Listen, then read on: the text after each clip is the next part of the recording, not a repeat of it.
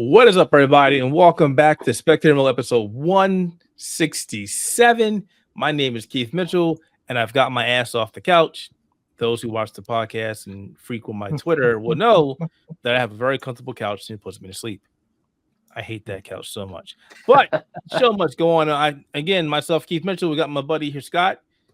Howdy. I wish I had a couch nearly that comfortable. No, you don't. No, you don't. And we got our buddy from down under, Karl Smart, who is recovering, but he's here to grace us with his lovely appearance. I didn't know what to say. My lovely ability to exist in space. That's all of us, isn't it? I mean, geez. So we got a lot of space in our lives. We got a lot of stuff to talk about. So let's get through this really quick because you know how we do. We go off the rails quite often. But before we do that, we always talk about games that we have played the past week, but we're going to change it up as well. Games that we played and or shows that we have watched because we do both. Karl, you get to go first, buddy. What you got? I get to go first. Yes, you do. What have I been playing this week? I was playing Funko Fusion. Uh-oh. Less I'm going to say about that, the better. You can read the full review on theouterhaven.net when I put it out very, very soon. Because frankly, that game no good. I'm not impressed. No, I was not. I did actually stream for the first time in a while. I streamed the entirety of the Resident Evil 3 remake. I saw that. I was actually there. And so I played that. And I think that's about it for this week. There's probably more stuff coming up, especially with now being October, being this absolutely packed month that it will be. Oh, yeah. We'll be talking about that. But for shows that have been watched, God, so much. I suppose the main ones would be the TV show 911 starting its 8th season this week with an episode filled with 15 million bees and the destruction that they can bring, which was so traumatic in the way that they've done the show that my wife actually dreamed that there were bees in her bed and her car. So she woke up in the middle of the night, grabbed her grabbed her phone, which has a torch on it, and is checking her bed for bees. It's the Oprah Winfrey meme. Bees. Not the Nicolas Cage one. Not the bees. Not the bees. But yeah, she ended up having a few bees in her car the next day, which freaked her the hell out as well. She manifested it. She did. She manifested it. The other thing, I guess, would be a small highlight. The Simpsons entering their 36th season. Too long. Way too. And they actually opened the season with that fact as well, that a lot of people have said that the show has gone on way too long, which a lot of people would agree with. The advent of technology also playing a part in how many people complain. They tried to actually wrap up the show and all the storylines, but Bart actually was self-aware and sort of realized what was going on and ruined everything. So they had it out as it's going to be the season finale of the show, just one episode, and no, it's now season premiere. So it was actually not a bad episode. If you get a chance to watch it, give it a watch. It wasn't that bad. But other than that, I saw Transformers 1. Yeah, you got a review coming out. I recommend. Yes, I've got a review coming out on that. I'll get that done very, very soon, along with everything else that I'm doing. Actually, you know what? We need to add that to the docket. We'll add that because I got some issues with not the movie, but with what's happening with the movie. Yeah. Okay. Well, before we get into the actual Transformers 1 talk, I will say, just in a general sense, go out and see it, please. At the moment, the box office is somewhere around about 72 million. The movie cost 75 million to make. Yeah. We need more people to see it. This movie has been let down by quite a few things, which we'll get into later. But it is a good movie. Go out and see it, please. Yeah, it's a shame that it's being held back. But again, I want to talk about that. Because that's the part that's frustrating me. Anything else? That's it, pretty much. All right, Scott, you're on. What you got? Alrighty, so I was able to get my hands on and play through the whole demo of Metaphor Refantasio, which is a very beefy demo, actually. It took me about 6-7 hours to finish the demo itself. When you do get to the end of the demo, you do get a save clear, so you can actually bring your progress over to the main game when it comes out. But it basically gets you go through the full prologue, one of the dungeons, the first chapter, and then one of like an area of the first dungeon of like the first deadline type of quest, which similar to Persona, these quests are like you have deadlines of top days that you have to be able to get to a certain aspect of a dungeon or beat a certain person in the dungeon to be able to accomplish that part of the story. And on these days, you also have the aspect of skipping out on the dungeon to do quests throughout the town or to be able to help out on your person's what they call royal virtues, which are basically just like their normal attributes like courage, wisdom, intuition, tolerance. I think there's one more. I can't remember what it is. But so you can use that to grow up on that because that gives you access to more party side quests and more other side quests, which a lot of the characters will require like tolerance to be a high enough level or wisdom to be a high enough level for them to want you to help them, basically. So that's another aspect of basically using time. So they did bring that aspect of Persona into the Metaphor games. But other than that, there's a lot of interesting things that they're trying with this game in terms of its story, with making it not just meta, but also being as a presentation of just like what the fantasy genre as a whole means to people. It does a very meta beginning where it's just like, what do you think about fiction in reality? Does that impact your life or doesn't it? Which is, I think, a really interesting concept for them to try to tackle. But I do wonder in how today's it's day going and to age go. of people wanting 2D waifus and 2D better than 3D or stuff like that. People living in their own little fantasy bubbles. Does fiction affect your reality?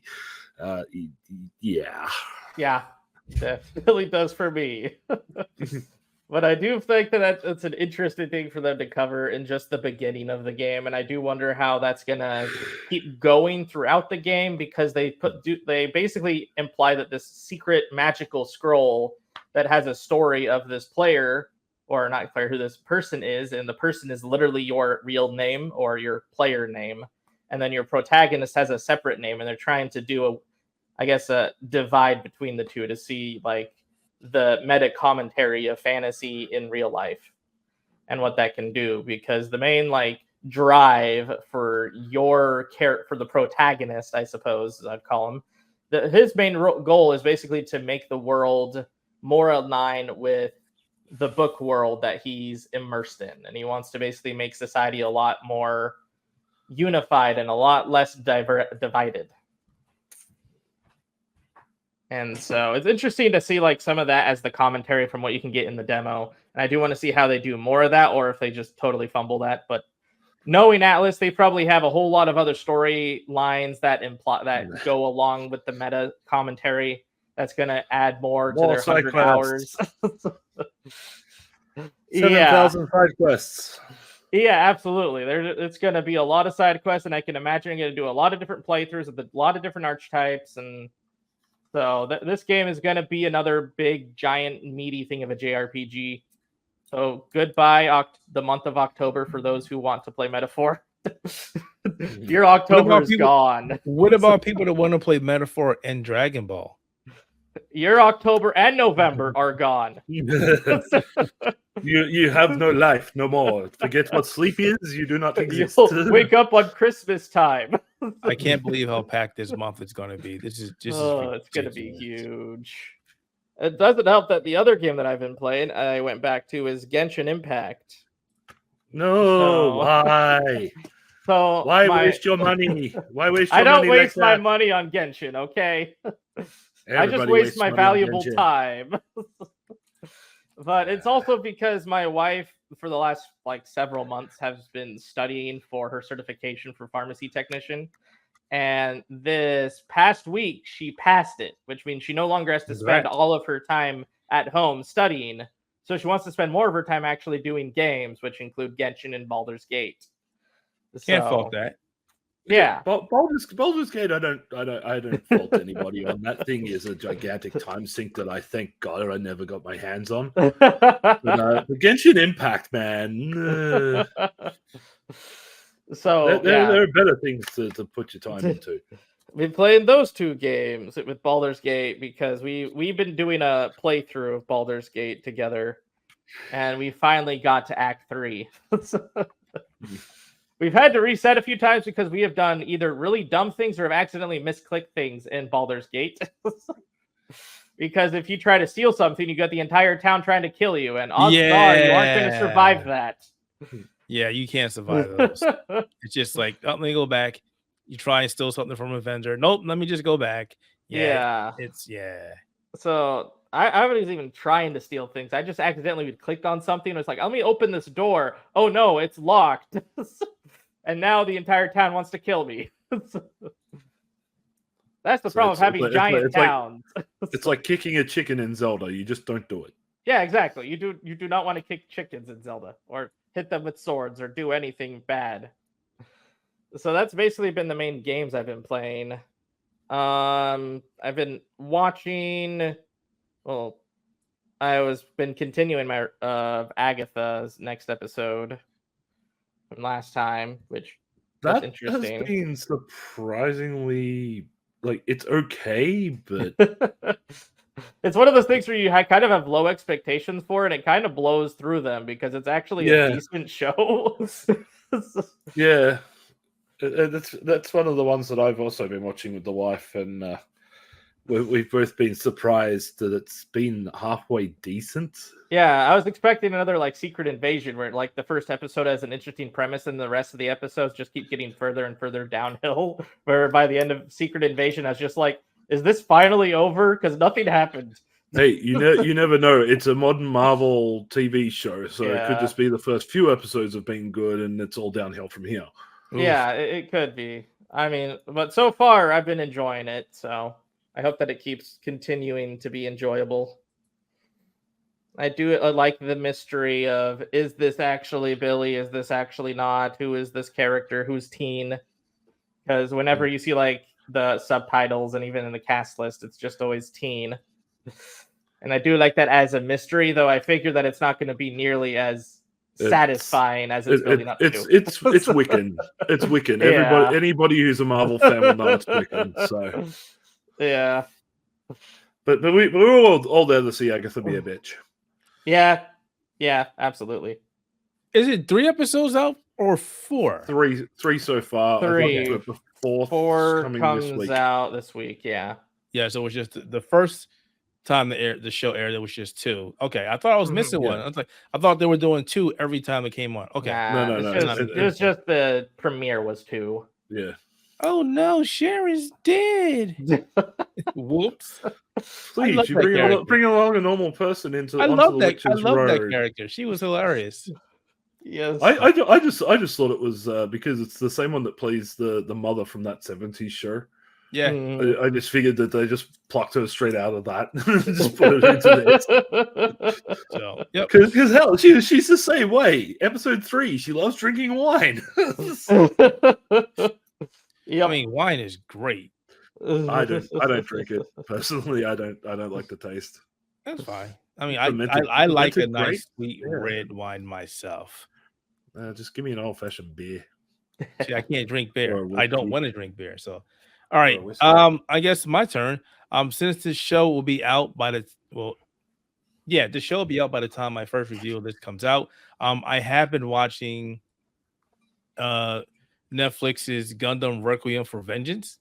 Nice. It's an upcoming Gundam show that'll be airing on Netflix. But the first 2 episodes review will be going up on Tuesday, so look forward to that. if you haven't already seen it by the time the show goes up. I have This been is once we playing. get no more colony drops. Sydney could only survive one. Well, it didn't even survive one, actually. No, Sydney got wiped we off, got basically. wiped out. Yeah.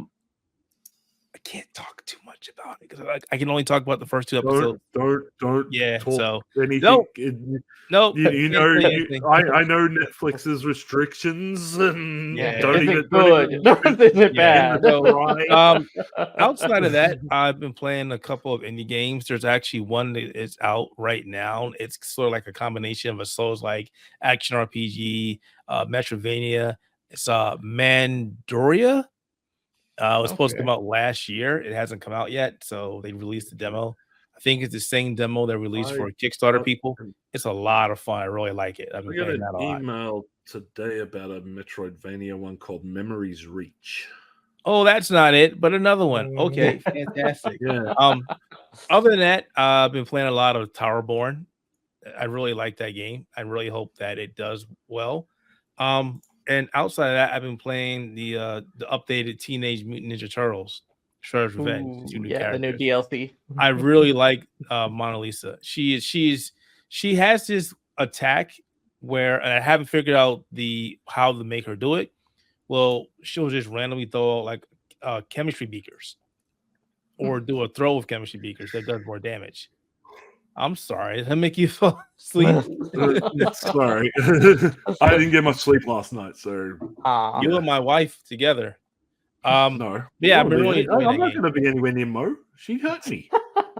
Well, she punched me or kicked me or something. yeah, she punches and kicks me a lot. So She beat yeah, up on I me know just that. being your friend. Other than that, though, yeah, I really haven't been playing anything big. Oh wait, I lied. I'm trying to push it out of my brain. The last DLC for Remnant 2 had came out, and I was on that like a lot, helping the community figure out things, and yeah, a lot.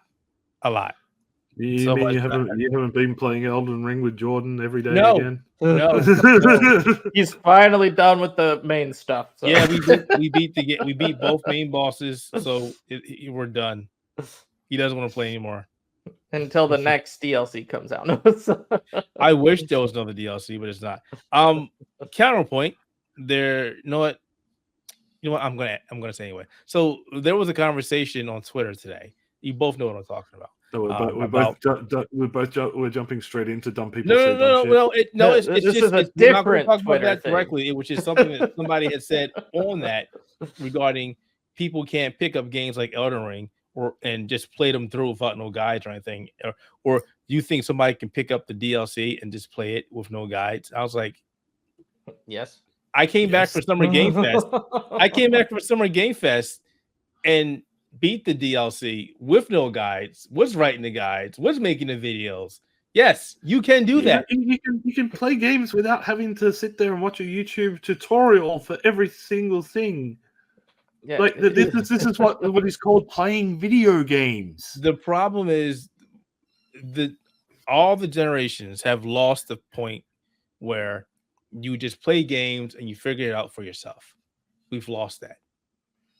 From Game Facts and everybody else makes guides. We make guides. Other people make guides. There's tons of tutorials on YouTube and various other places. We've lost the art of playing a game and figuring out stuff for ourselves, and it sucks. There are certain times when you should be accessing a guide if it's something that like you're stuck on a location or you're looking for a particular item or something like that. By all means, grab a guide to help you out. I use one for most of the Resident Evil games when it comes to like safe combinations and stuff like that because my memory is horrible. I've had about 5-6 concussions in my lifetime. My brain's a mess. So I need help in certain things like that. But to go and get something that you're basically watching an entire walkthrough just because, you just want to have your handheld, you might as well just watch the video and get a refund on the game. But speaking of Transformers, I didn't pick up that. I didn't get any specialized cinema merch. What? But I know, right? But Time to go watch it again. No, yes, I might have to just to help get the box office up. I'm going. But it's one of those things of like, oh, I can't beat this boss. How many times have you tried the boss? Like, a lot of people will go in, try the boss once, and then go look up a guide. Yeah. If you spent like a good 2-3 hours on a boss in like Elden Ring or something like that, Getting where shit it's pushed designed in, to absolutely, yeah. To destroy you, then by all means, go look up a guide. But at least give it a try first. Too many people these days just want their hand held through a game the entire way. But what do And you it's do when there's ridiculous. no guides? What do you do? Just give up and wait till someone makes a guide? And just, Pretty all right, much. That's what a lot of people do. That is. They give up and they wait till a guide comes out. That's no it's bueno. stupid. No thanks. That's no fun. I think the fun, even playing games like Elden Ring, even though those games drive me off the wall, it's fun trying to figure out, okay, how do I beat this boss? What mechanics do I have to do to get around this boss? Can I cheat this boss? Because yes, that's literally the first thing I try to do. How do I cheese or cheat this boss? And if I can do it, I'm going to do it. Yeah. There's no shame. Which again, that's no worries. That's no problems. If you're the guy who likes to do those type of things, who knows what he's doing. I'm talking about like somebody who'll turn around and go, "Oh, I walked in, I got one shot by the boss. Quick, better look up the cheese guide to make sure I can get past this." No, give it an actual shot, man. Spend some time, learn the mechanics. As the old saying goes, get good, bruh. We don't say get good no more. We're not allowed to say that. Hey, fuck you. We're not allowed to say that. Get good. Get good. Anyway, let's move over to the first topic. Scott, this is yours because I don't pay attention to it. Oh, well, this is technically, I'd say both mine and Karl's, but we have some really good news in the sense that Ironmouse, the streamer, has officially broken Kai Cenat's Twitch record of having over 314,000 subscribers, which is huge. Kai's was 308,000. Yeah. At time of recording, its Ironmouse is over 314,000 subscribers on her channel, making her the most subscribed to streamer on the platform, which is well deserved. She's actually about to hit 315,000 as I look over at the stream here. Yeah. But like, congrats to Ironmouse. Well deserved, very much, especially because it is during her yearly subathon that she likes to do in September. Yep. Where she 50% of the subs that she gets in that time frame goes to the autoimmune disease research, which anyone who's heard my Ironmouse's story, she is someone who has an autoimmune disease, can't go outside, can't open a window, she is literally bed bound a lot of the time, or she has to get around in a wheelchair or stuff like that because her body. I know a bit about autoimmune diseases because I have a couple of issues. Autoimmune hepatitis, it sucks. Yeah, it's like she is the epitome of a bubble person, which is why you never see her at a convention or anything, because she gets to run around on the mobile monitor that she gets sent to conventions and stuff like that. So she's got a great cause. She goes all the way up till October 1st, and then whatever time's remaining on her timer, she'll run that out. But if you are subscribed to Ironmouse, either way, and you're on Twitch, you should go and subscribe to her anyway. Yeah, like she's a very dedicated person. She puts her whole heart and soul into everything she does, and to see her get the recognition on Twitch, being the most subscribed to Twitch streamer, is absolutely brilliant. Like, she did a grand record last year with over 200,000 subscribers. She's done even more this year, and she'll probably do even more next year. So, go check out Ironmouse's stuff. You can find it everywhere. Pretty much YouTube, Twitch. Yeah, just look up Ironmouse pretty much. Yeah, just look up Ironmouse. She'll pop up. Yeah. It's ironic because I've actually never really heard about her, and then I started hearing about her, and the first thing I thought was like Ironmouse, because if you ever played The Surge, there's a suit in the game called Ironmouse, and I thought like, wait, what? What are you people talking about? Yeah. Then it's a streamer. Yeah. Props to her. And to be honest, like she's doing all this essentially from her bed 9/10 of the time. Yeah. And if she can amass a following like she has, a subscriber base she has, it shows that anybody can do it with enough dedication. Like I know she's inspired so many people in the VTubing space, in the Twitch space, YouTube. My friend TJ started doing a video a day on his YouTube channel, which he's done over 1,113 videos as of this recording. In a daily streak. I should probably watch this. She can encourage me because I need that encouragement. Even just looking up her story and reading about like what she's gone through is enough to inspire people to do what they need to do and put that effort in, get that grind going. She is that success story of just doing the grind.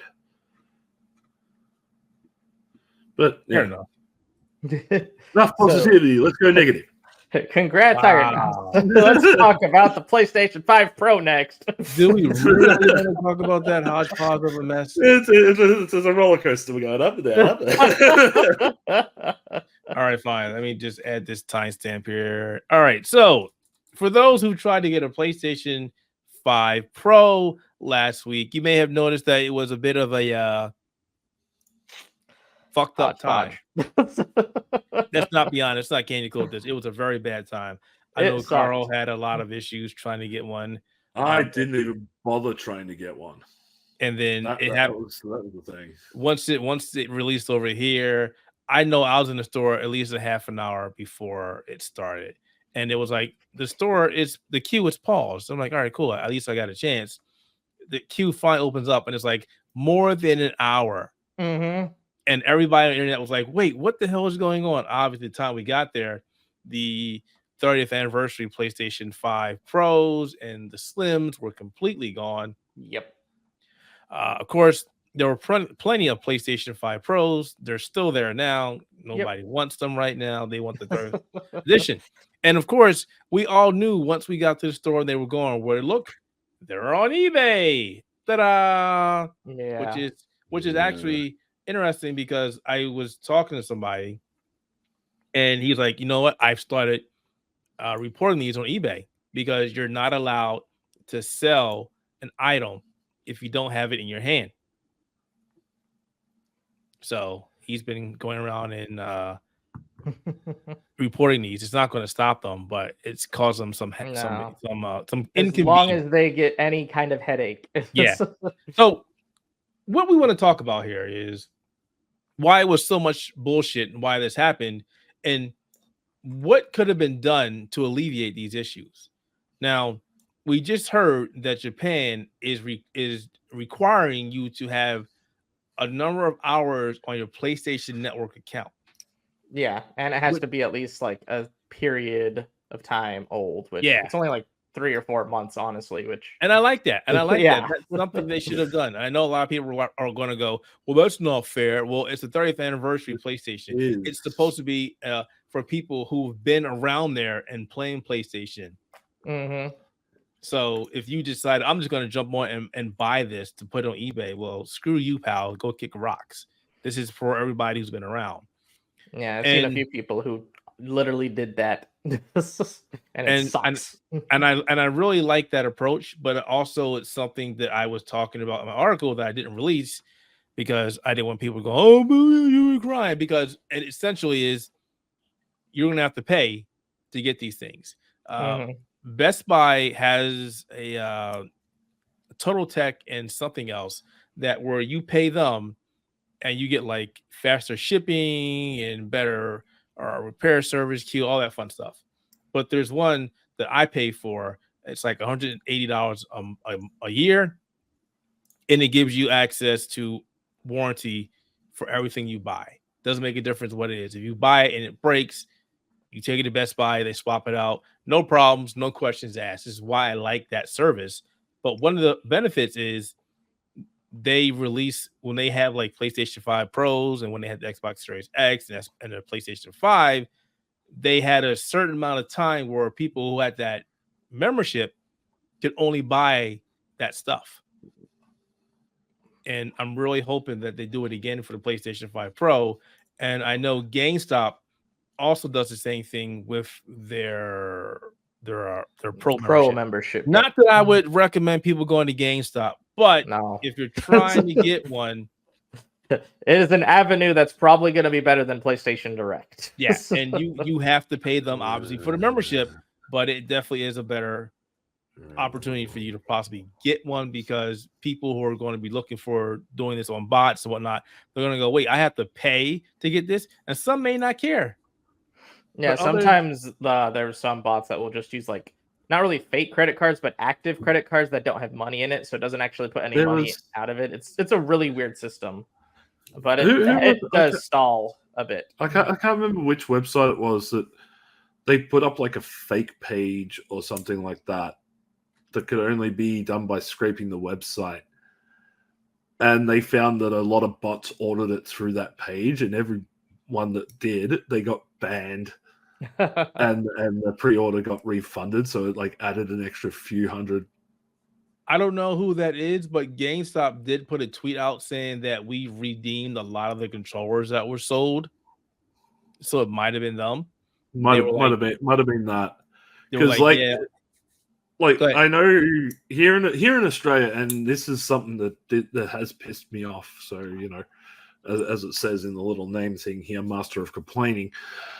For our 30th anniversary ones, EB Games or GameStop, same parent company, pretty much, yeah.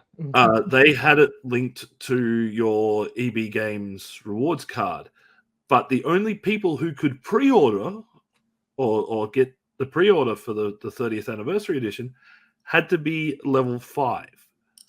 Level 5 is only available to 9,999 people a year. Oh. So that's the lottery, right? No. That's their little rewards card thing that like you go and you spend points and like you get points. The top 9,999 spenders. yes, exactly it. The top 9,999 spenders were the ones who got access to get that order in. Then they released it to the general public afterwards at an extremely limited amount. Like I'm talking. Not only did the website lag and like have issues, the company had orders that they had said, sorry, we're not going to have stock, so here's a refund. Or they automatically took the console out of people's carts as they were trying to put the order through. Yeah. Now, another company called JB Hi-Fi, they ran a lottery which again was tied into their rewards system called JB Perks, which is just like it's a loyalty thing where they send you spam emails and all that shit. If you were a part of that perk system, you went into a lottery to get a chance to then pre-order. So and this is the one thing that's annoyed the crap out of me, is that not only is it not that most of these companies lock them behind their reward systems, but it also shows that outside of America, international's got sweet fuck all. Like I'm seeing so many people in the US. Oh, I had no problem getting a controller. Oh, I had no problems getting it was a little bit of a hassle, but I got the console or I got the bundle. Well, as soon as anything sold out here in Australia, tough shit. I reckon there would have been less than 100 consoles in the country, and probably maybe 200 controllers.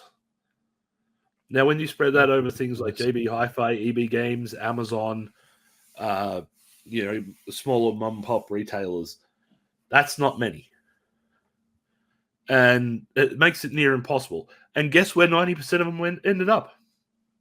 In a warehouse for scalpers. I can guess on eBay.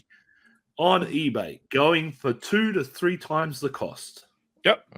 You want a controller? $300 on eBay.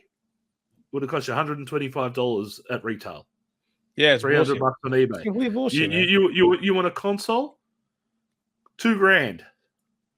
$2,000 on eBay, and it was like $750 retail. And the thing that's really frustrating, again, other than going back to that 30th anniversary nonsense, is PS5 Pro, no issues. No issues whatsoever. They're still I could order one right now. Nobody wants the damn thing. that and I'm really I said to somebody, I said, I'm waiting for D-Brand to come out and go, oh, PlayStation screwed you over, huh? Here you go. We got some PlayStation original plates for you, because they're going to do it. D-Brand is going to do it. They did it with the Spider-Man plates. So. They're going to do it with this. I hope so, because I would rather buy the plates for my PS5, and that's the other complaint. Why isn't Sony doing it?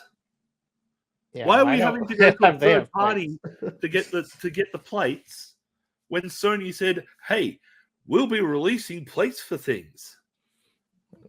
It's the same. But they don't do that. It's the same reason why Xbox is not selling their really cool controllers and are just giving away to the same people over and over and over, because they're stupid. There you go. I answered it for you. They're stupid. but it's a pain in the ass. It's a really pain in the ass. I would happily pony up 50, 60 Australian dollars or whatever it is for the PS1 side plate for my original PS5. Yes.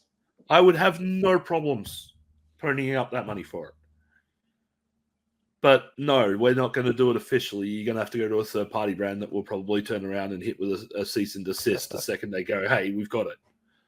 Yeah, I don't know, because D-Brand's really slick. They're really slick. After that first issue, they're really slick. Like when there's Spider-Man plates, they got around that real quick. And Sony didn't stop them. They just said, we're only doing it for a limited time. Speaking of which, can we talk about why this is a limited edition instead of something that's being sold for a limited time?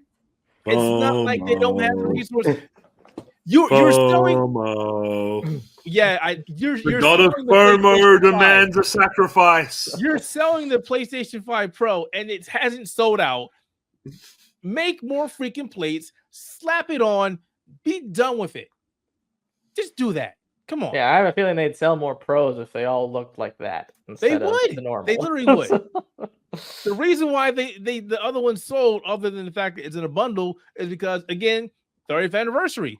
We're seeing proof that because it is not the 30th anniversary one, it's just a regular one, they're not selling. Well, because that, and people aren't really they're not convinced that the Pro is going to be all that Sony is saying it's going to be. And I totally understand that.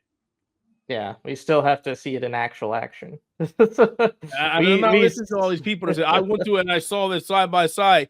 And your words are saying you're not really seeing a big difference. Okay. Yeah. Gotcha.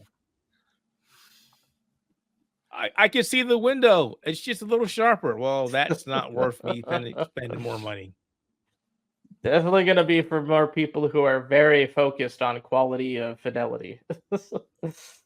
And to the one person out there who keeps jumping on my timeline and saying dumb stuff about CPUs and GPUs and why people will wait 2 years to play it on the PC because it gives me a better experience. Shut up. I don't care how much I spent. I do more on my PC than play stupid PlayStation games. Stop, please. All right. I had to say it. Sorry. I play stupid Xbox games in there too. And PC exclusive games. And PC exclusive games. And lots of indie games. There's a ton of indie games. Alrighty. All right. this is your. I know nothing about this other than the fact that it's very frustrating. This is a fun thing. So Bloomberg recently put an article about their deep dive into the actual situation of Annapurna Interactive. For those who might remember, Annapurna Interactive, like a few weeks ago, just randomly just disbanded. Like the entire arm of its gaming division just disappeared overnight. Ridiculous. Freaking ridiculous. And I don't want to go too much into the depth of this because it's a very crazy story when you look at everything that went down. But essentially what did happen is there's one person who basically was carrying their gaming division, and they wanted this person to try being more than just the gaming division. And his focus was still on the gaming division, but the CEO didn't like having that as his focus. What is that, a ghetto Stitch? What? Squishmallow. I'm still listening. I'll be right back. I need to excuse myself. That's the do not disturb Stitch. Yeah, this is the do not disturb Karl replacement Stitch. I just need to walk around for a little bit. My legs are. That's fair. Go ahead, old man. So. Hey, old man. So basically the person who was over the gaming division got put up to be higher up in the company, to be over in charge of the gaming and the film division. But their focus was still on the gaming division. They didn't do a lot of attention on the film division because gaming was kind of like their passion and making sure everything was as creative as it was.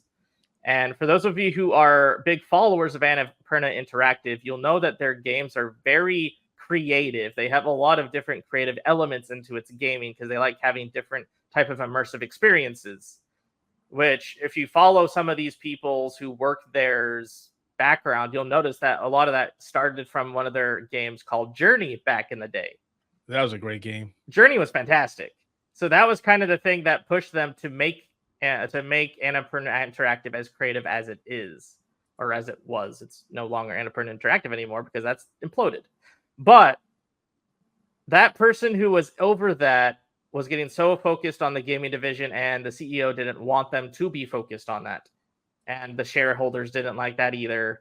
And eventually, because of that, they basically wanted to still keep this guy, but lower the pay and put him into just the gaming division, which initially was fine. They were still making stuff. But then eventually they wanted to bring in another CEO of someone who used to be in the gaming division but got kicked out for HR reasons. Very bad HR reasons, by the way. But they want to bring him back because he was friends with the CEO. And because of that, garbage. Gary, who is the guy who basically was the guy who was the creative one, quit. And because he quit, the entire team quit as well. Wait. So they wanted to bring back a guy who got fired for doing something that is so terrible that you won't mention it. And it's probably really bad.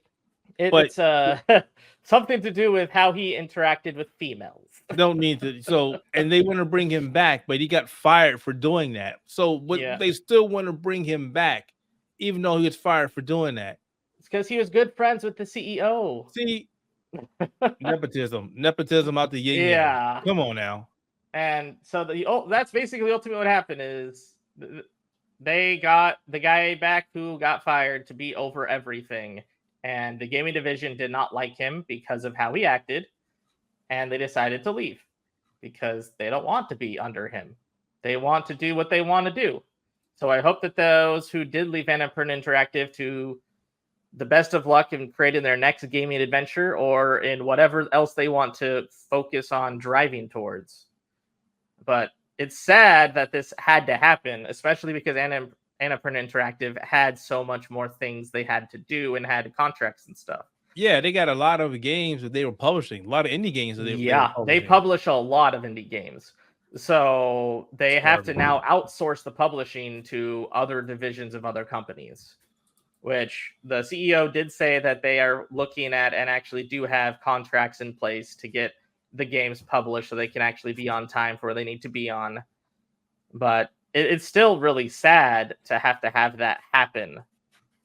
because of them wanting to basically bring back someone to bring in a CEO in a high spot in their management who doesn't deserve to be there just because of his friendship with the CEO. So all that, and then your team left. Yep. So, and now you're screwed. Pretty much. So that's terrible. I really hope the team, everybody who left, ends up finding something or starting a new company, because this is straight up garbage. This is exactly the issues. I stopped myself there. This is the crap that keeps happening in this game industry. When you got people up top that don't have a slightest clue what's going on, and then we're going to bring in people that are trash. That's okay. Nepotism for the win. Come on. That sucks. But I don't blame Annapurna Interactive for leaving based on how this person was reacting to them. Oh no, I good on them for standing up for their morals, man.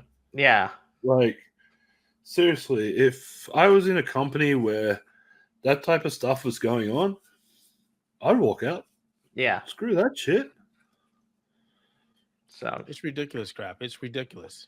That's the down low of the big shutdown of why Annapurna Interactive is no longer there. Garbage. Ah, sucks. Well, there's no more story there. That's it, guys. And to add on to that, we got people leaving companies, and now we have more freaking layoffs. I don't remember if we talked about Gamers, GAMURS, last week, but a number of people we could have. We're going to talk about it again because it's worth talking about. Yeah. A number of companies that they own have laid off a lot of people, and we just found out today that more people were laid off. Okay, yeah. So or something like Gamers with 30 jobs were cut last week as part of a restructuring. I love how everything is a restructuring, but they never restructure the top. It's always the bottom. Yeah, the people that do the work. So, and then looks like there were more people who were laid off as of today. Dextro was one of the sites that they own, and I think 4 or 5 people were hit today. I don't know how many others were hit, but I don't think we're going to see the end of that. No, which is the frustrating part. It's still going to keep going on.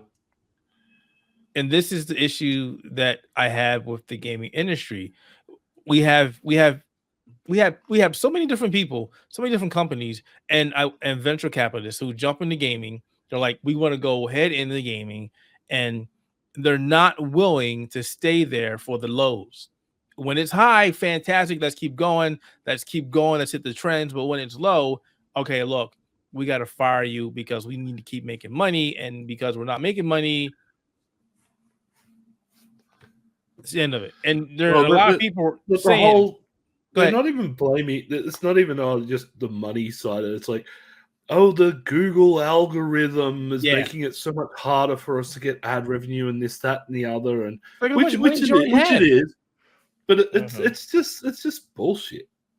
I mean, I understand that, but you're supposed to be there for the highs and lows. You're supposed to be there for your employees. You're supposed to have your employees back, the people who made your company. There were so many people that left that made these companies get out, goodbye. And all the money they made off of ad revenue belongs to the owners. So screw everybody else, which is what I keep saying. And I really wish I could do more, but this is why I keep saying that if you aren't 100% in the gaming industry and don't understand what's happening in this industry and understand the highs and lows and understand that Google is being a complete and total dick and it's messing everybody over, then you should get out now. Not just laying on people, just get the hell out. Because you don't understand what's happening. Can I be a little bit of a dick for a second? You can always be a dick, master of complaining. Awesome. I'm going to bring up something that's happened behind the scenes with us. Not probably, what was it, the day of or the day before the gamers layoffs? One of our members was approached to join the site as a freelancer. It was not the same one, different one. Different site. Different site. Still under gamers, but yeah. It's still under the gamers umbrella. No, it's a different one. They're similar, but not the same company. Okay. Because like when I saw that and then what happened, I was like, that's just fucking wrong. But I am in a group with a bunch of people who did mention that gamers did approach them last year to buy their property, and they denied. And they were like, "We're glad we didn't do that." So it's chaos out there, and like I said, we're going to see more layoffs from gamers. But by the way, if anybody wants to buy the Outer Haven off Keith, it's Keith at theouterhaven.net. You're gonna give me $1 million. You must have at least eight to nine figures in the check in order to get him this time. Hey, I'm serious. If you want to buy it for a couple million, over 10, anything over 10 mil will be accepted. Oh.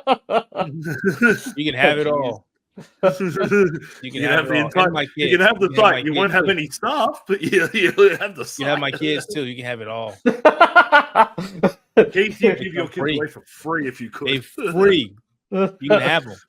It's a free DLC package. But yeah, this is the stuff that keeps happening, and this is the frustrating point when companies keep buying up other outlets, and they bring them into the fold. And every time you see this news, it's like, but you got 4 sites to do the same thing. Why are you doing this?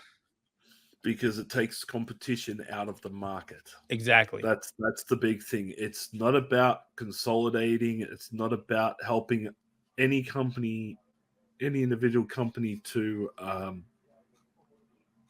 actually like thrive or build or grow or anything like that. But it's all about taking competition off the board. And for those who are wondering, what sites does gamers own? Let's go down the list. Esports, Pro Game Guides, GamePro, Twinfinite, or Twinfinite. You can already see there's some overlap there. Prima Guides. Let's see what else they have. Attack of the Fanboy. We got this covered. The Mary Sue, Destructoid, Operation Sports, PC Invasion, The Escapist. Oh, they had a lot of issues. That caused a lot of problems. Yeah. So you can see there's a lot of overlap right there. So if there's going to be more firings because, hey, there's overlap and we don't need you anymore, what sucks. And yeah, The Escapist. Whew, The Escapist. Second Wind is having some issues. Yeah. So yeah, Ghetto Stitch. What do you think about it? He has nothing to say. All right, he's gone, but whatever. Where's that sheet at, buddy? I need to look up something real quick. There it is. All right, let's go ahead. Oh, this is my topic. I need him to come back. I need him to come back. Is this regarding the one that we were talking about today or something else? This is dumb people saying dumb shit, so pick any dumb person and pick the dumb shit that they're saying. Okay, so there's a person might as well go with the one that you'd fucking go with today. So there was this person today. I'm not going to name the person, but there was a person today who was starting off. It's an idiot on YouTube. It's an idiot on YouTube. Fights with a lot of people. Only one fight I'll agree with. Which it's is a grifter. The one she's got against Alyssa McCarthy. It's a grifter. It is a grifter. And that person came out today and basically said that for game journalists to prove that they've beaten the game, they need to either record the entire gameplay or entire gameplay or show proof that they've beaten the game. Yeah. It was basically needs to upload an entire walkthrough or video capture of them playing or the stream game, or stream the game, completing the game, complete with face cam. Yeah, they want to see your reaction. We need to see your face, or else you shouldn't have no opinion on a game. Here it is. Gaming journalists should be required to live stream, upload a complete unedited playthrough of a game on their socials in order to continue receiving codes from publishers. This allows the audience to see their authentic reactions and ensures transparency. It also holds journalists accountable, ensuring they play the entire game before writing and releasing a review. And I know a lot of people saw this and went, "What the fuck?" But I saw this and I was like, "You're fucking dumb. This is not going to happen." For multiple reasons. Let's start with the first one. Is if every person who got a review code from a publisher had to finish the game, record the playthrough from start to finish, which, let's face it, if you're using something like OBS, you're capturing 1080p footage, is going to be a couple of hundred gig. I'm not worried about that. I am. Then having to upload that to a That's story, the problem. then having to upload that to something like a Google Drive or something like that, then have to send that to the publisher. The publisher's sending out hundreds of codes. They don't just send out like 50 or 60 or 20 or whatever. We're talking like 200-300 codes. If that PR person had to sit there and watch every single video that they got back from those review codes, nobody get a review code ever again because they'd still be working on the first ones that they sent out 12 years ago. So the thing is, the person continued on. I hold myself to these standards. By the way, I got a package. Oh, I hate you. Nice. Very nice. I hate you. I hold myself to these standards. It's why I stream most major game releases, even though I have no hype for them. Hey kids, remember these? Do you know what these are? Manual. That's an instruction manual. Wow. Oh, you got one of the colored ones. Those are the best ones. How much you pay for that? 30. Okay, that's not bad. 30. So let's keep going because this is a big topic for me. It's important to see genuine, unedited opinion. If journalists were forced to follow these standards, people would trust them a hell of a lot more. And then people started getting on her, telling her that it doesn't make any sense. Then she was like, some people are missing the point. And this is my favorite part right here. They get codes weeks in advance. Weeks in advance? Weeks. Who's they? Are they in this room today? Yeah. Did I get it from them? No, they are places like Kotaku and IGN and GameStop. No, because IGN have gone on record multiple times and was like, I haven't gotten a code for this game yet. Yeah, but places like IGN, like the big places that are likely to get early codes. codes. More often than not, they will get the codes 2-3 weeks in advance. Places like us, we're lucky if we get one on release day. So it's funny because then everybody just came out and pretty much dogpiled her. It was like, look, you have no idea how this works, and it made me feel good when a game journalist a lot bigger than ours started getting into the conversation, as well as several publishers were like, this makes no sense. Now, come on, guys. Getting games weeks in advance, we'll be lucky if that happens. But it does happen, but it does, but it's not very often. Now, to record and or stream the entire gameplay, as I mentioned, what if I was playing an RPG? 40 hours, 60 hours, 100 hours? Do you want me to stream a sports game? Do you want me to stream a fighting game? Let's be honest, guys. That's a waste of time and effort. Yes. There's no way in hell that needs to happen. Now, if people don't trust game journalists, it's because of a lot of other things. And because people like her who spread nonsense and go, oh, you shouldn't trust game journalists. For what reason? You haven't said a legitimate reason why. Why are you saying that?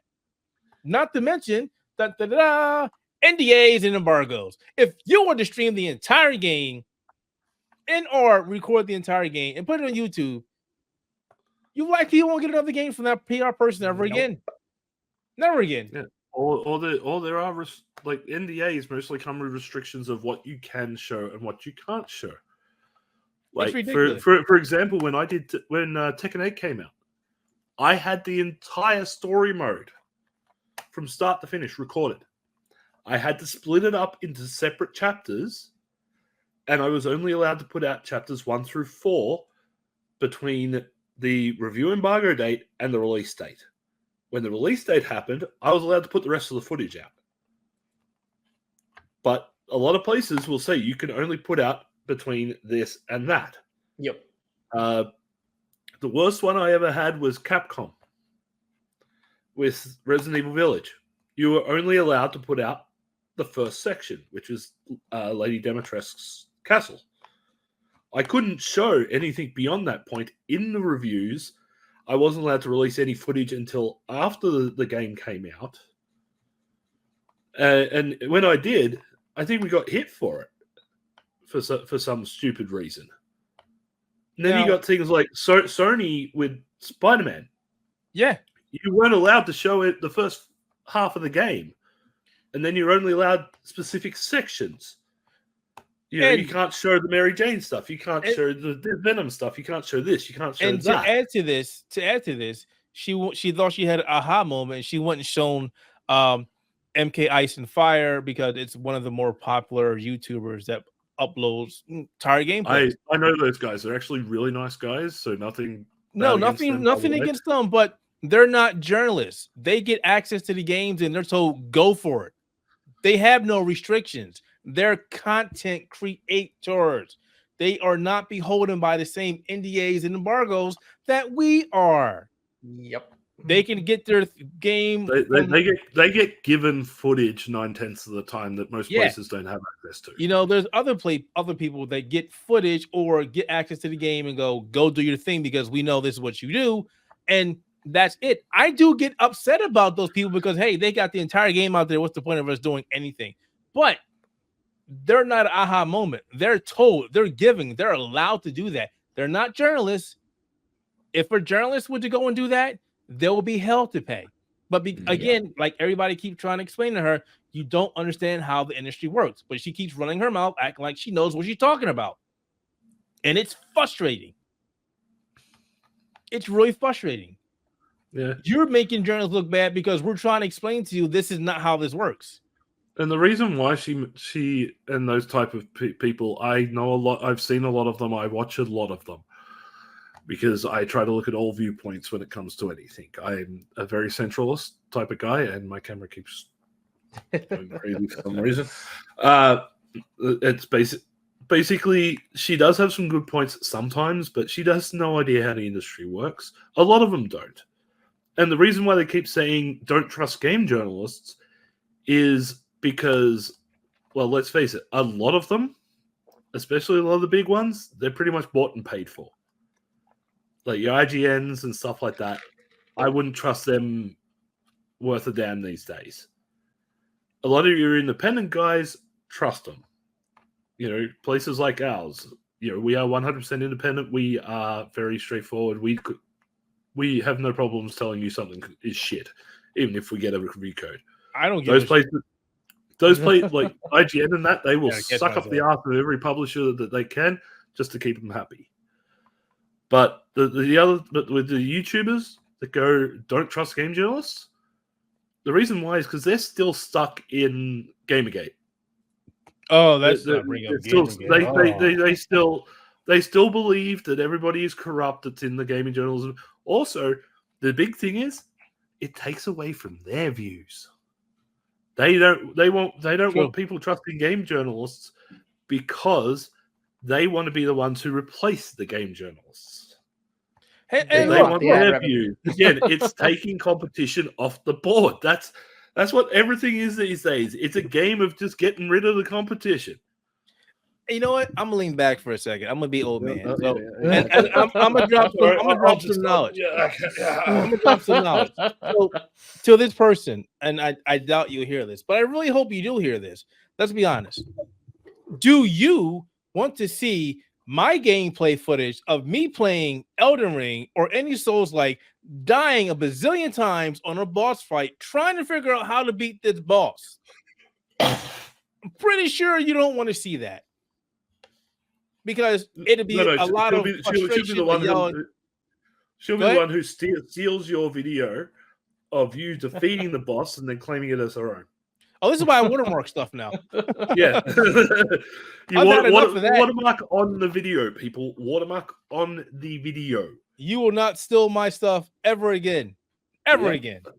And I will have no problems going to YouTube and saying, that's why any gameplay video that we do on the Outer Haven has an Outer Haven watermark on the actual video instead of just relying on YouTube's little we'll put your logo on the screen. We'll have your logo there sometimes.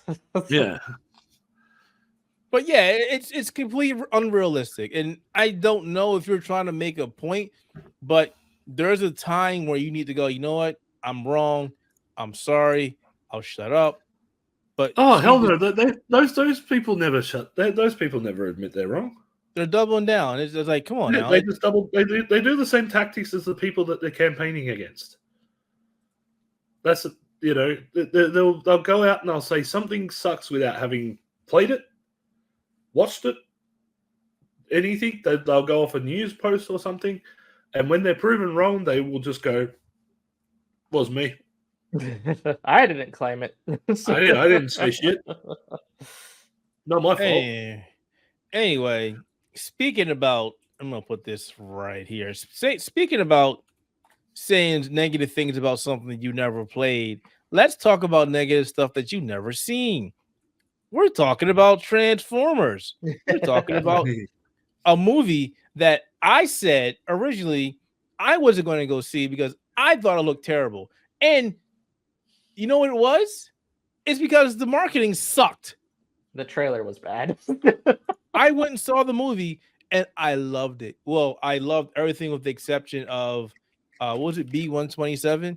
I thought they did Bumblebee very wrong. That was terrible. But everything else, that was hard. I loved it. It is one of my favorite Transformers movies all the time. I cannot wait for it to come out on DVD and or streaming because I want to see it again. I am going back to go see it again. The movies, I loved it. I loved everything about that. I love the fact that they stayed close to the source material. I love the soundtrack. The soundtrack was amazing. It was a damn good movie.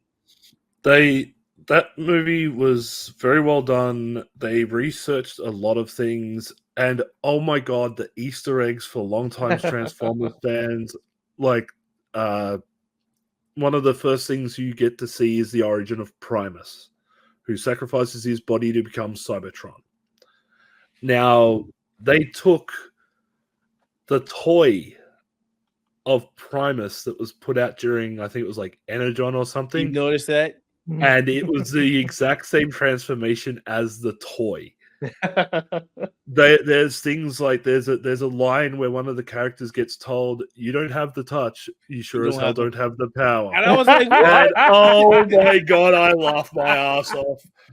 that was when RC was talking to Orion. I was like, "What?" Yeah, and there was you find out why Starscream's voice is so high pitched. I don't want to give too much away because it's one of these movies, as I said before, I want people to go out and see. Carl, and we highly recommend spoilers are on YouTube. You're not. I know the spoilers are out there on YouTube, but people go out and see the film, go into the cinemas, get that revenue up. And it's not a kids movie. It's not a kids movie. It's a mixed movie. It's one for long-term fans and it's for kids at the same time. Right. It's not just a kiddie movie. So, like I said, Carl went and he loved it. I went. I loved it. We're both longtime Transformers fans. Once again, I'm gonna pimp my friend TJ Omega on YouTube. He put out his review on it. Go watch that. I'm writing a review at the moment of it. Read that when it goes up on the outerhaven.net. And go. I've had to convince a couple of friends to go and see it.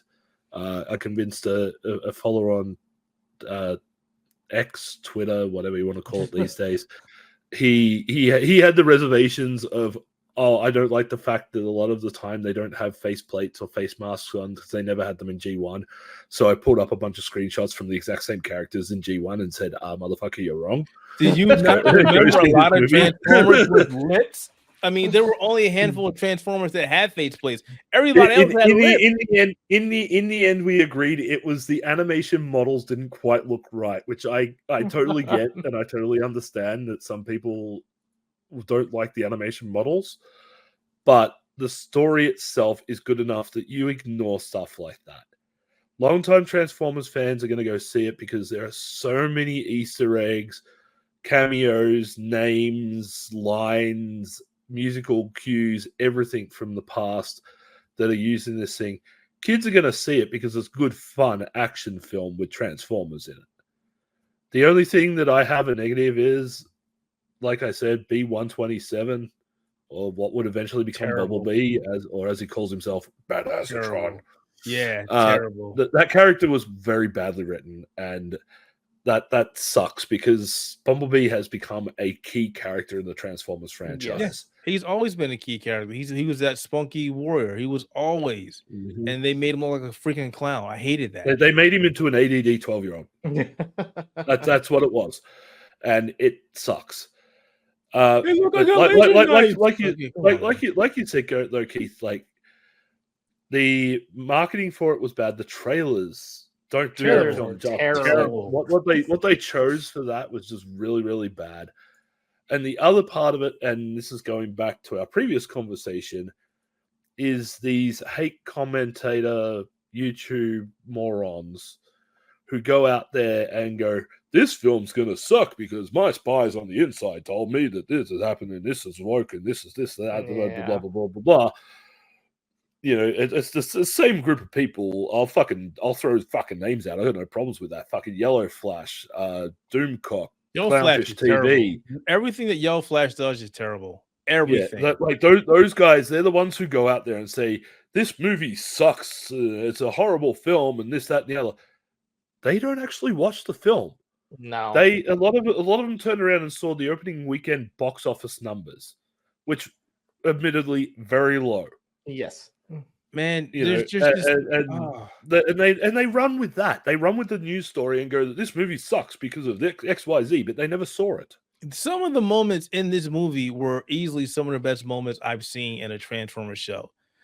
Like Some of the action scenes were absolutely brilliant. yeah, like here the part where D16 is just losing it. He's completely lost. He's gone full Raphael. He has gone off the deep end, and he shoots Orion by accident, and then as Orion is falling, and he's holding him, and hanging over the edge of a cliff, a chasm, and D16 before he becomes Megatron is just looking down at him, and you can see it in the expression. And his eyes turn red, and he realizes that if he lets Orion live, he's going to be a thorn in his side forever. And you just see that switch just chunk, and he drops him. Just drops him. That scene Fucking right there is like cinema. that's classic Megatron. Goodbye. But there's even fights like you see like the High Guard in that fighting Sentinel Prime, and the action that's going on that is so well done. That D16 versus Sentinel Prime fight was like this movie I will repeat again, go fucking see it. Don't wait until it hits streaming, don't wait until it hits DVD to push the numbers up.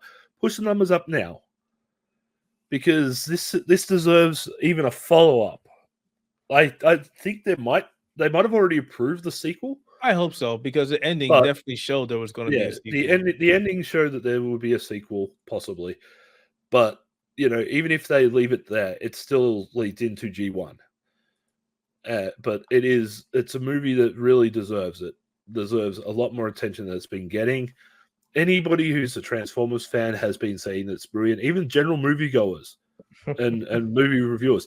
People who actually see the film have been saying the same thing. It's a good movie. You're a Transformers fan, dude. My wife saw it and loved it. Well, okay, Mo liked it. Okay, that's good. But it's like a lot of people have been saying this has been the best movie since the '86 original. We all know how much Keith loves that movie. You and me both, and one thing I want to add to that, everybody's like, it's about time Michael Bay got off the Transformers. Like, no, he produced. He was a producer. He was a producer on this. Hell, Steven Spielberg was an executive producer on the film. There were a lot of big names attached to this movie. Yeah, and people need to go out and see it and support it, because it's good movie. Take political bullshit out of movies and people actually enjoy it. Which is why things like this should be getting a lot more play. Beetlejuice was another one that kept political bullshit out, and it was a hit film.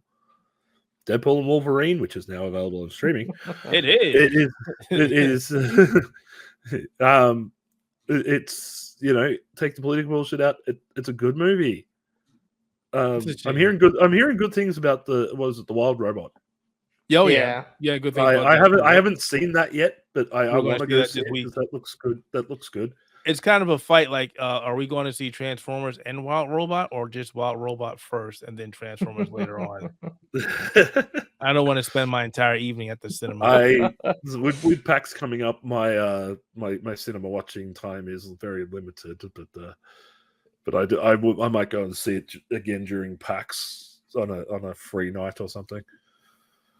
But yes, people go watch Transformers 1. Yeah, if we haven't said anything, go see the damn movie. Go see Transformers. Yeah. Jeez. Yeah, don't believe the bullshitters on YouTube. Go see it for yourself.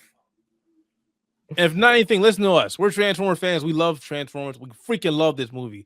I'm telling you, if it was a terrible Transformers movie, I would be like, this is garbage. Oh yeah.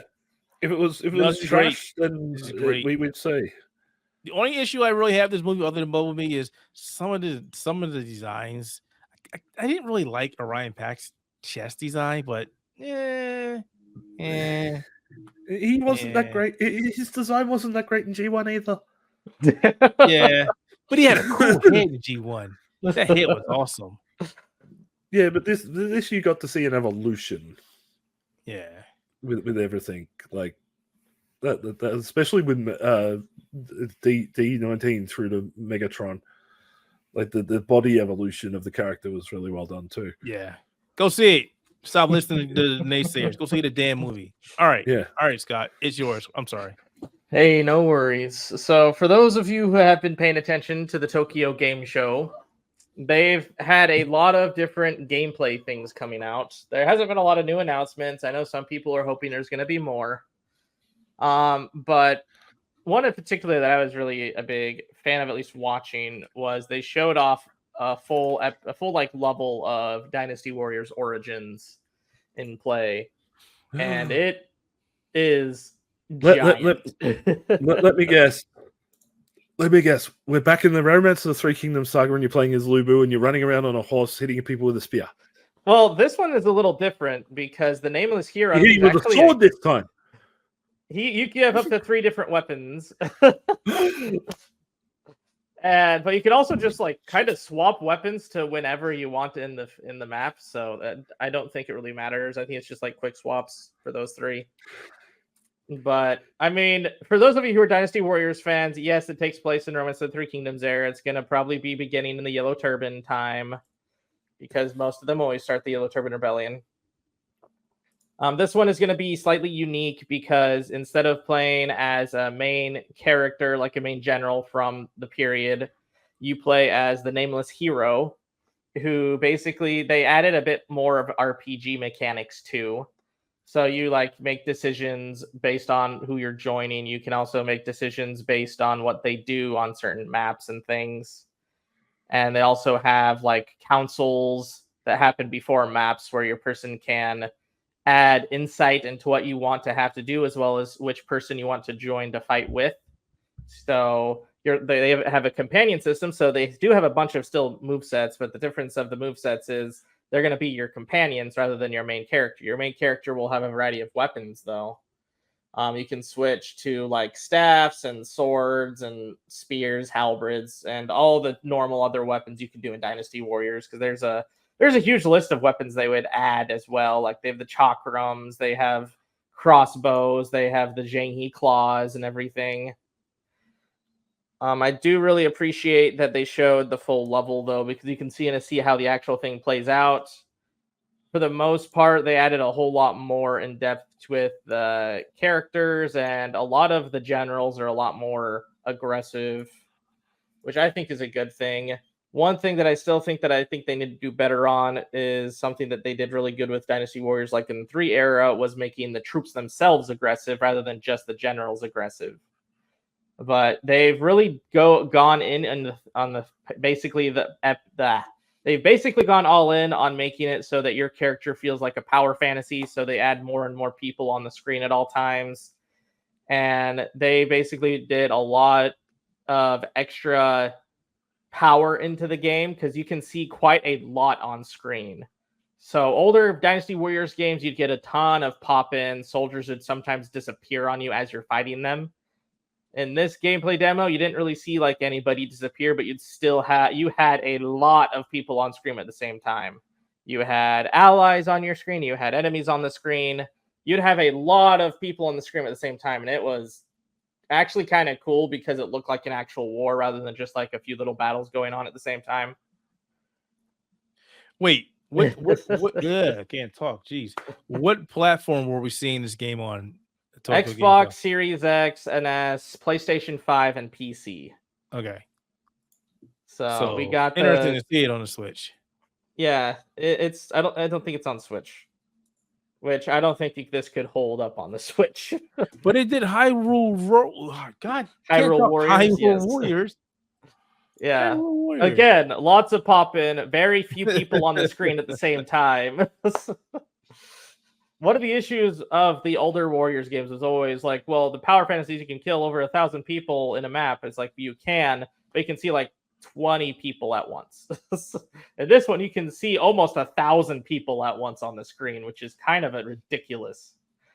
You also get to see the soldiers are usually the harder ones to fight as usual. They actually implemented something that was in the older games that they kind of cut out for like Dynasty Warriors 4, which was when you have two generals in the same vicinity with a bunch of soldiers, the soldiers would actually make a circle around both generals, and the both generals could then have a duel to decide who would win the fight, and whoever would win, the rest of the soldiers just run away. And this one, so they have now, you can accept or decline the duel. If you accept and you win, instead of the soldiers running away, they all fall onto the ground and you instantly just one-shot all of them at once. So they now have duels back, which is nice. I'm really interested to seeing how it does with more maps and more RPG elements, because again, we only had this one map that it was shown, which looked like it was Hulao Gate because they wanted to show off Lubu, because they always want to show off Lubu in Dynasty Warriors. I mean, does he ever not get some shine in this games? Always. I mean, it's funny how little Lubu does. It's not just this game. He's Neo as well. It's like, just stop showing him. Well, he's seen as the strongest person in his time period, but it's always funny because when you look at the actual history, and like even when you look at like the Dynasty Warriors 3 or 4 games, he only shows up for like 3 maps, and he's like gone because he dies pretty early on in the period. What else was he in? Was he also in what's that other game from Neo? God, now my brain's not working. Help me out, Carl. It was a big deal too. He was not Wolong. No, not Wolong. What is it? God, what is it? You know what? Keep going. I'll remember. But yeah, they usually add actually a lot more Lubu stuff for like either what if scenarios, or they'll just add like extra maps that we kind of know what happened with. No, like, you were right. Wulong Fallen Dynasty. That game. Yeah. That one wasn't a big deal, but I also think that was a big deal because it was also Koei Tecmo doing it. Yep. And they are big fans of Lubu. As you can tell from literally like Dynasty Warriors 3 Extreme Legends, like when they started doing the Extreme Legends, was just to add an entire game mode for Lubu. So yeah, they really love Lubu, and they definitely like showing him off. So if you are big Lubu fans, which I mean, a lot of the people who are Dynasty Warriors fans do, I do think he's a little overrated, but that's just me. I do think he's really tough as an opponent, though. Especially because he has a long reach, and he usually has the fastest horse in the game, so you can't really run all that much. So it was nice to have little moments. They didn't show us the whole map of the fight. We didn't get to see the final fortress they had to do. They wanted to keep some of the stuff secret for those who actually play the game. But they did show quite a bit from the gameplay showcase that we got to see at Tokyo Game Show. I do really appreciate how it looks too. I mean, Dynasty Warriors has kind of always had like a very clay model look. It's still a bit clay model with Origins, but it does look like they have a lot more fidelity in like the features around like the castles, the features around like the grass area. So it's not nearly as kind of barren as the other Dynasty Warriors games have been. even like their open world game in Dynasty Warriors 9 was pretty barren, and it just had trees basically. They didn't do grass very well. But that's a whole other problem. I was not a big Dynasty Warriors 9 fan. But I am really happy to see them get rid of the open world aspects, because I think they do best when it is just more of a sandbox map than when they tried to do the open world section. Because the open world was cool for like an hour, but after you played for more than an hour, which in Dynasty Warriors games, that's like a map. Once you're done with an hour, the open world got really, really, really, really boring. They got the same locales, we had the same trees, the same everything. So it's just like, that's the next tree, other tree. And they learned that people weren't the biggest fan of the open world mechanics with 9 Empires, because they just basically turned it into just its own side thing. So you didn't have to worry about it in Empires. And so they basically, with Origins, I think, are basically saying, yeah, we're no longer trying the open world sections. People didn't like it very much. And they were right. I don't think anybody likes Dynasty Warriors 9 for that aspect. And it is interesting because, well, when you saw the gameplay, people are still wondering if it's going to be like more of an action combo set, similar to like the 8, like Dynasty Warriors 8, where you had like a light attack and a strong attack, and you had like combos you could do. Or if it was more akin to like the 9 and 6, where you had more of a flow motion type thing, where you had one button, but you had like skills you could integrate into that one button. And I kind of like the Dynasty Warriors 8. I like the action combos system better than I did with the flow motion system. So I'm hoping that's what it's more like, but you don't really see much of a difference with how they did their combos. They did do a lot of abilities, though, and they also had a thing called, which is like the Eagle Eye, which allowed you to command troops, and it allowed you to do different tactics where you could command your bodyguards or soldiers that are under you to do different maneuvers like volleys, or you could have horse tramples to make sure that you could get rid of people that had large shields. So there's a lot that came out of this Origins gameplay. They also, Koei Tecmo did a humongous amount of gameplay demonstrations also of like Fairy Tail 2 and Atelier Yumiya. So they went all out on their booth this year. And Scott's like, can I have the game now?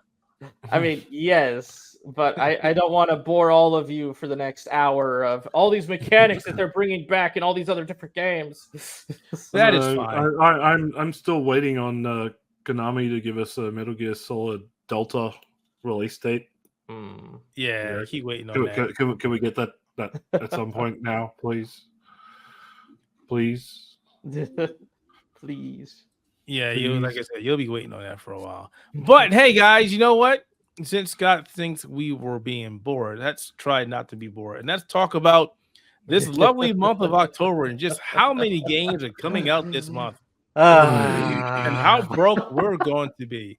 Let me just mosey on over to our Discord. So before we talk about this, folks, Karl, don't be so sad. It'll be okay, buddy. I'm already going to be broke because of PAX Australia coming up, and then I got to buy video games on top. So let's talk about this. So we got, man, I'm really going to do this? Okay. October 1st, Throne of Liberty. October 3rd, Kill Night. October 4th, Until Dawn, the remastered PlayStation 5 PC. October 8th, Silent Hill 2, the remake. October 8th again, Diablo 4, Vessel of the Hatred. October 8th, Dragon Ball Sparking Zero. Yes. October 11th, Metaphor ReFantazio. Yes. The 11th, Starship Troopers and Termination. Of the 11th, Disputed. The 17th, Quiet Place, The Road Ahead. Also on the 17th, Super Mario Party Jamboree. On the 18th, Teenage Mutant Ninja Turtles Unleashed. 22nd, Batman Arkham Shadow. Yeah. Totally not getting that, at least. A lot of people are just like, oh no, we'll skip that. On the 25th, we got Yeez X Nordics. We got Call of Duty Black Ops 6 and Sonic X Shadow Generations. I kind of want that. Mm-hmm. I'm going to wait until I hear some opinions on that before I look at that. Or sell. Christmas coming up. 29th, Life is Strange Double Exposure. 31st, Dragon Age The Veilguard. 31st again. Horizon Zero Dawn remastered. Horizon Zero Dawn for the third time. Why we're doing this again? And Why are we taking a PS4 fucking game and remastering it? Because it sells money. Clock Tower Rewind, and that's not the indie games. That's just the AAA. Those are the AAA higher game. budgeted games that have higher marketing than the indie games. Because there's a lot of indie games if you're And looking to be for honest, coming there's out. like- this month, too. If we added indie games, this podcast would be 16 hours long. Oh man, yeah. Out of all these games, Dragon Ball Sparking, maybe Metaphor. I'm not exactly sure just yet. I do want to try out Undisputed because it's been decades that we actually had a decent fighting game or a boxing game. Mhm. So there's even more bits and pieces. Like I've got another list that I've found as well. Just sort of like trying to work out what we've got versus what we've already talked about. Diablo 4, no, we mentioned that. Silent Hill 2, we got that. Metaphor. Super Mario Party Jamboree, no, we got that. Alan Wake 2 DLC, supposedly. Forgot about that. Yeah, that's on there too. Or that's not on there, but should be on there. Let's see what else we got. We got a MechWarrior 5 Clans game coming out on October 3rd. That is good. SpongeBob SquarePants, the Patrick Star game, comes out on October 4th. There's a Disney Pixel RPG coming out on mobile on October 7th. I wish that wasn't a mobile game. Starship Troopers Extermination. No, we got that. Transformer Galactic Trials on October 11th. We got a boxing game, Undisputed. There's Dark Souls 2 Definitive Edition. Just Dance 2025. Wait, I'm sorry. They're still doing Just Dance games. They're still doing Just Dance until people stop buying them. They're gonna keep making them. The upcoming Game of the Year, Squirrel with a Gun, comes out on October 15th. Jesus, like so many extras. There's like even Romancing Saga 2. Yeah, Romancing Saga on the 24th. Like there's just ton. Shadow of the Dams, Hell of Remaster is coming out on October 31st. There's too many games. Like after all, like for most of the year, we've been sitting here going, "There's been no games. Where are the games? I haven't give us missed the game here, but sure. like give us the games." And then October comes around and goes, "All right, motherfucker, we're giving you all the games, everything, all in 1 month. I hope you were saving your wallet." Let me see. Let me take a look at November. Just for November is just November's busy. pretty packed too. Yeah. Okay. November's like, I'm not letting up. Jeez. December's on like when we start getting. I haven't even looked at November yet. I don't even want to know what's coming out in November yet. I've got to get over October first. I don't think there's many games in here that you may like in November, Carl. Oh, thank God.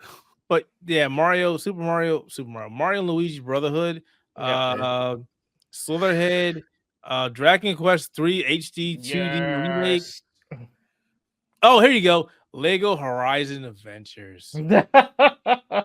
At least it's not Horizon Remastered. And finally, Stalker 2. So not that bad, but yeah. You want December, Carl. You want Legacy of Kings, Soul Reaver 1 and 2 remastered. Haven't we already been given a review code for that? If we did, I have no recollection. I remember you saying something about that a while back. No, I said we need to ask. Somebody. We ain't got nothing. We only get it a couple I'll days review it if it comes out. We only get it a couple days. 2 weeks. If we get it 2 weeks before review, then I'll post a full up. I'll make sure to include my full playthrough of both games, 100% to completion, or 100% trophies and achievements, because that's the only way games reviewers are legit these days. I also wanted to go back in. But this I'm sorry. There are some games, I forgot about this. There are some games where they say you're not allowed to show people that you have this game. Yep. Yes. Or, God forbid you get something like, I don't know, Final Fantasy 15, which was like 150 hours to complete. Good job. And, who wants to sit down and watch a 150-hour one-to-one fucking playthrough? She does. Apparently. What we should do is we should record these videos, and then we want a video of you watching all this gameplay. You're not allowed to critique it until after we know you watched the full thing. No edits. Yep. No, that's it. That sounds about right. But for October, I'm gonna earn my title once again. Until Dawn. Here we go. And Horizon Zero Dawn Remastered. Fucking why? Money. Why are we? Why? What? No. You want those games? They're available on PlayStation 4. You know what the PlayStation 5 does? Plays PS4 games. But what if I traded my PlayStation 4 for a PlayStation 5? Then you can still play the game. Yeah, true. You can still play the game. Hey, look, this is Sony. This is Sony. Yeah, and Sony can suck a fucking big one because they went and put the fucking price up on the digital version of Horizon Zero Dawn. Yeah, they did. They did do that. They went and fucking put the price up because guess what? You can buy that, and for an extra $10 fucking dollars, you can get the fucking upgrade. So what have they done? They've jacked the price up. Again, this is why I hate digital. Sony does no wrong. Sony does no wrong. This is what they tell me. Do you want me to bowman you again and get this entire podcast recording taken down? Dude, Sony does no wrong. You're allowed to cuss. Not that word. Oh, don't say that word. It's not what we're recording. But look, I understand that you want to keep things that are popular and things that are selling out there visible to your audience. But there has to be there needs to be a certain mandate of, I say 2 console generations minimum before you start going and taking something and remastering it or remaking it or something for a modern console. Yeah, at least remaster a game you can't already play on that machine. Exactly. To be honest, the 2 most recent examples of this is Dead Rising Deluxe Remaster, which, while I reviewed it very poorly because I don't like the idea of just running it through a new engine and putting it out there and going, hey, guess what? It's a new update. It's fucking not. Give us, because one, you censored the living shit out of it. You took features out. Fucking changed dialogue and story characters and everything.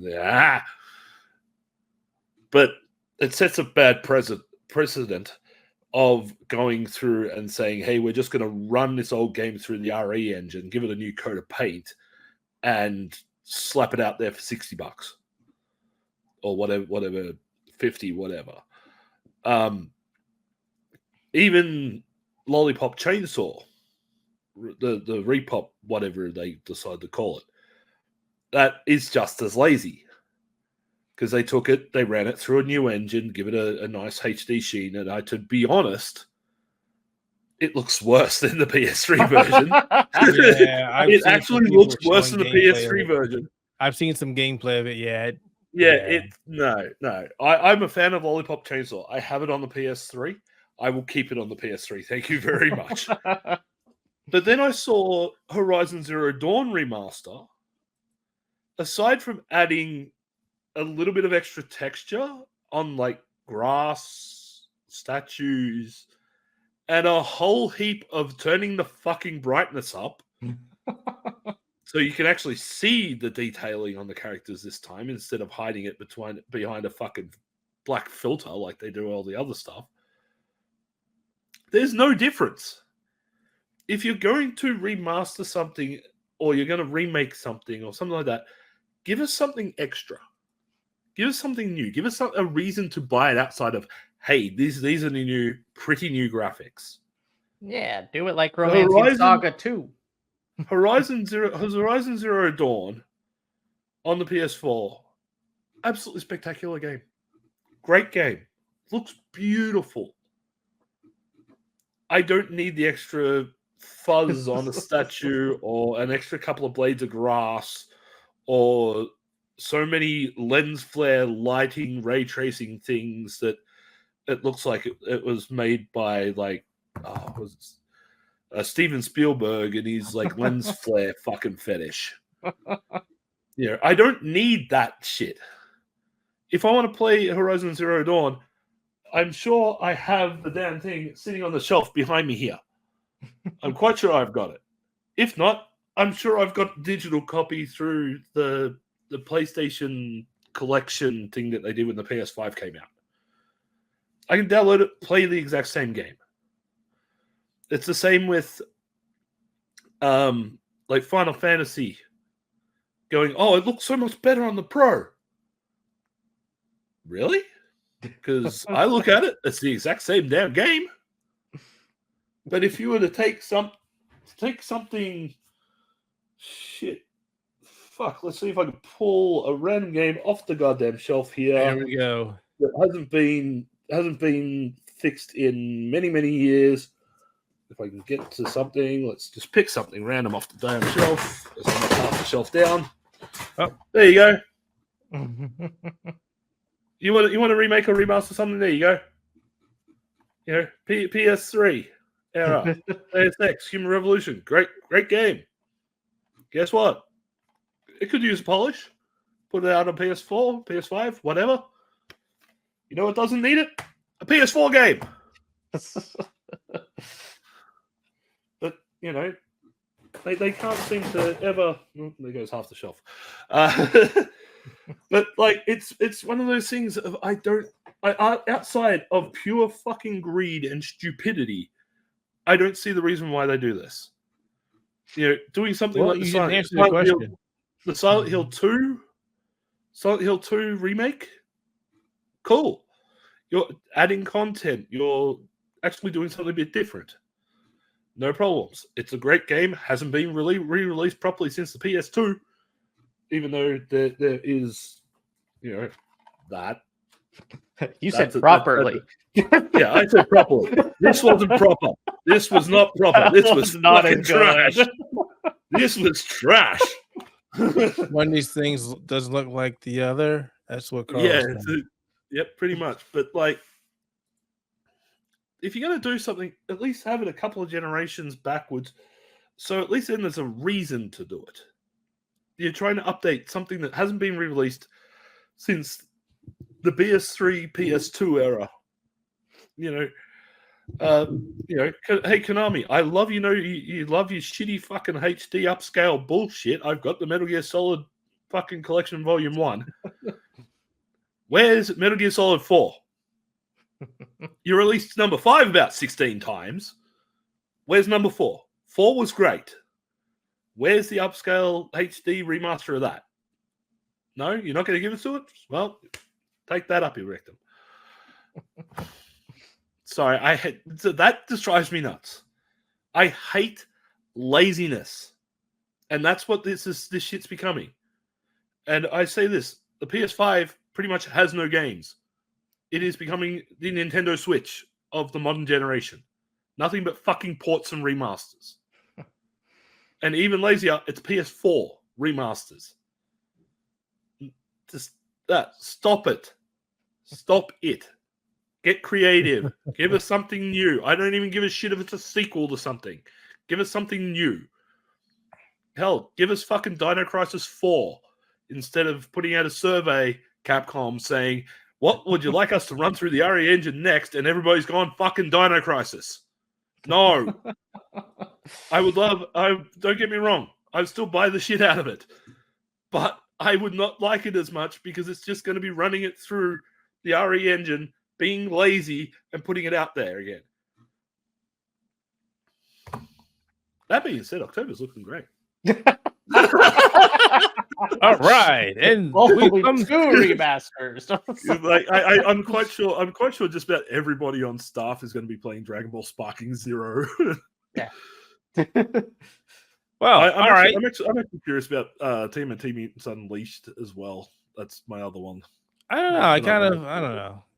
I reckon if I'm they half do and half. that, if they do that right, I think you and I, Keith, might have to get together and play a game. I'm half Been a and while half since on we sat Unleashed. down with it. Hey, I'm half and half on that game. I don't know. yeah, we'll see how we go. If we get offered a review code, we'll take it. I'll buy it. It's got to be good. Yeah. But yeah, Sonic X Shadows Generations, I'm a bit iffy on that. Shadow's Especially been looking good. It looks good. Don't get me wrong. That you can say that about any game these days. That's fair. Hell, 99% of them, even the stuff that's still like the 8-bit style, looks damn good on modern consoles or modern PCs. I'm sorry, you can't sell a game based on graphics alone anymore. Yeah. Because we have hit that point where everything looks amazing. Doesn't matter what it is, doesn't matter what level. I've seen indie games that can rival a AAA title because the engines that are out there that people can use are absolutely brilliant and they produce some of the most stunning graphics that we've ever seen. You can't sell a game based on graphics anymore. We need to get back to basics, which is gameplay. I'm going to shut up now because Keith's looking at me going, shut the fuck up. I was just like, all right, it's time to end the show. Thanks, everybody, for stopping by and checking out episode 167 of the Spectator Mode Podcast. As always, you can find us here on YouTube, but also on Apple Podcasts, Amazon Podcasts, Buzzsprout, and anywhere else you can find great podcasts. Also can find our content over at theouterhaven.net. Definitely check it over there. We got a lot of great stuff for you to check out, review, news, features, previews, and a lot more. What is he doing? I yell, rant, and rave. Yeah, this guy, he's back. He's back. I got more topics coming up than you guys would believe. I'm probably going to write an article about lazy remastering and shit like that. So yeah. So thanks for rocking with us, and we will see you guys next time. See Take care.